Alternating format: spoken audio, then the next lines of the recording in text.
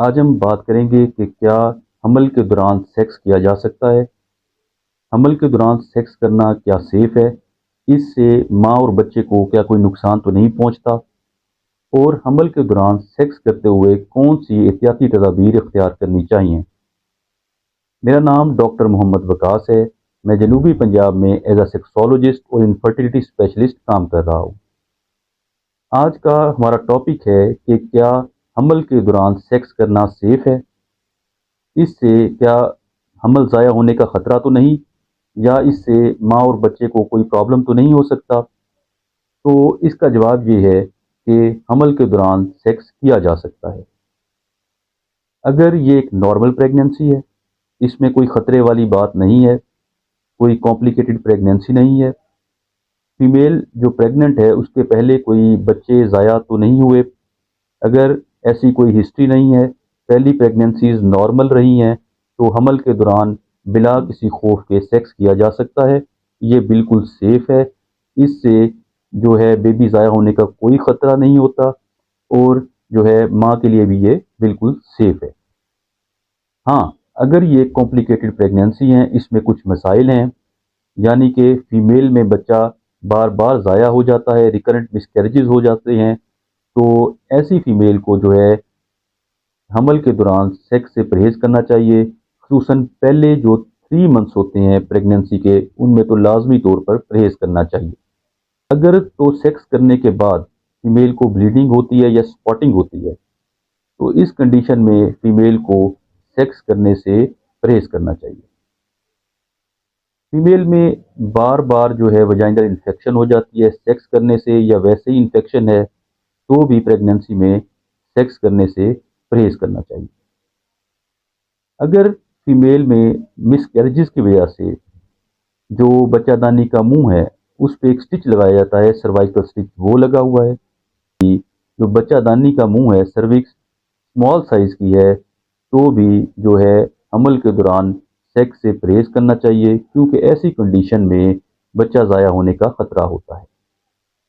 अगर फीमेल में placenta previa है, आवल जो है वो बच्चादानी के मुंह के ऊपर है और बच्चा पीछे है। नॉर्मली जो बच्चा है वो बच्चादानी के मुंह पे होता है और आवल पीछे होती है। अगर ये कंडीशन रिवर्स है, आवल जो है बच्चादानी के मुंह पे है, तो ऐसी कंडीशन में सेक्स से परहेज करना चाहिए, क्योंकि इस कंडीशन में ब्लीडिंग भी हो सकती है और बच्चा ज़ाया होने का डर भी रहता है। इसी तरह अगर बेबी का वाटर बैग जो है वो जो है फट जाए, तो वाटर लीक हो जाए, तो ऐसी कंडीशन में भी सेक्स नहीं किया जा सकता, क्योंकि इससे बच्चे को इन्फेक्शन होने का डर भी होता है और बच्चा ज़ाया होने का डर काफ़ी ज़्यादा हो जाता है। अगर ये जो मैंने कंडीशन बताई हैं, इनमें कोई कंडीशन नहीं है, यानी कि प्रेगनेंसी एक नॉर्मल प्रेगनेंसी है, कॉम्प्लिकेटेड नहीं है, तो बिला खौफ व खतर प्रेगनेंसी में सेक्स किया जा सकता है। इससे माँ और बच्चे को कोई नुकसान नहीं होता। हाँ, कुछ एहतियाती तदाबीर हैं जो कि लाजमी अडॉप्ट करनी चाहिए सेक्स करते हुए प्रेगनेंसी के दौरान, ताकि बच्चा ज़ाया ना हो, माँ और बच्चे दोनों को कोई नुकसान ना हो। उसमें सबसे पहली चीज़ तो ये ज़रूरी है कि जो प्रेगनेंसी के दौरान सेक्स किया जाए उसमें कॉन्डम इस्तेमाल किया जाए, यानी कि साथी इस्तेमाल किया जाए, ताकि मेल की जो सीमन है, सेक्रीशंस हैं, उनका डायरेक्ट कॉन्टैक्ट जो है फीमेल के साथ ना हो। इन सेक्रीशंस में बाज़ का जरासीम होते हैं जो कि इन्फेक्शन का बायस बनते हैं। फिर इसमें ऐसे केमिकल्स या हार्मोन्स होते हैं जो फीमेल में जो बच्चादानी है, यूट्रस है, उसकी कंट्रैक्शन बढ़ाते हैं, और जो यूट्रस है वो चली जाती है डिलीवरी की तरफ और बच्चा ज़ाया हो जाता है। उसकी कंट्रैक्शन इतनी बढ़ जाती हैं कि वो बेबी को एक्सपेल कर देती हैं। इसलिए एहतियाती तौर पर प्रेगनेंसी के दौरान अगर सेक्स किया जाए तो कॉन्डम लाजमी इस्तेमाल किया जाए। जो दूसरी इंपॉर्टेंट चीज़ है जो एहतियात लाजमी है, वो सेक्स पोजीशन की है।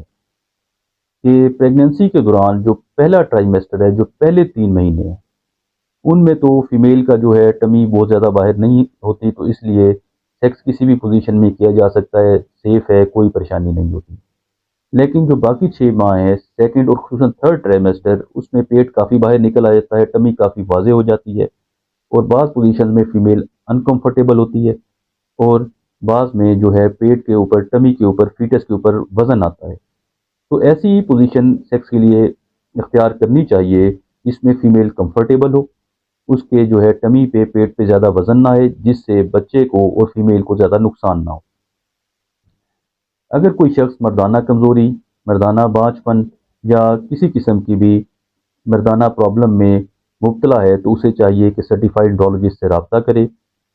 ऑनलाइन कंसल्टेशन भी बुक करवाई जा सकती है, क्लिनिक पे भी आके चेक करवाया जा सकता है। अगर किसी टॉपिक के बारे में इंफॉर्मेशन कोई शख्स चाहता है तो मैसेज कर सकता है, ताकि उसमें वीडियो भी बनाई जा सके या उसकी बात का जवाब दिया जा सके।